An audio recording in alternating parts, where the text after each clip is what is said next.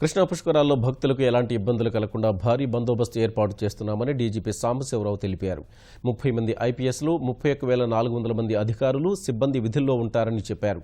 పుష్కరాలు పూర్తయ్యే వరకు విజయవాడలో వాహనాల దారి మళ్లింపు ఉంటుందని తెలిపారు. సీసీటీవీ కెమెరాలు ఏర్పాటు చేసి కంట్రోల్ రూమ్కు అనుసంధానించామని చెప్పారు. డ్రోన్ కెమెరాలను ఉపయోగించి ఘాట్ల వద్ద పరిస్థితిని ఎప్పటికప్పుడు సమీక్షిస్తామని సాంబశివరావు చెప్పారు. పుష్కరాలను విజయవంతం చేయడంలో భక్తులు సహకరించాలని కోరారు. విజయవాడలోనే 65 పార్కింగ్ స్థలాలను ఏర్పాటు చేసినట్లు డీజీపీ చెప్పారు.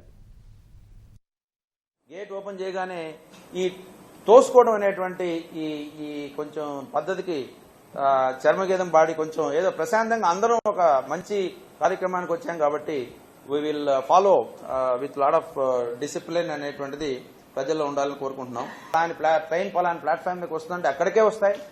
సో దయచేసి రైల్వే స్టేషన్ దగ్గర కానీ, ఫుట్ ఓవర్ బ్రిడ్జ్ దగ్గర కానీ, తోపుడులాట కానీ అలాంటివి లేకుండా ప్రజలు కొంత డిసిప్లిన్, క్రమశిక్షణ పాటించాలని కోరుకుంటున్నాం.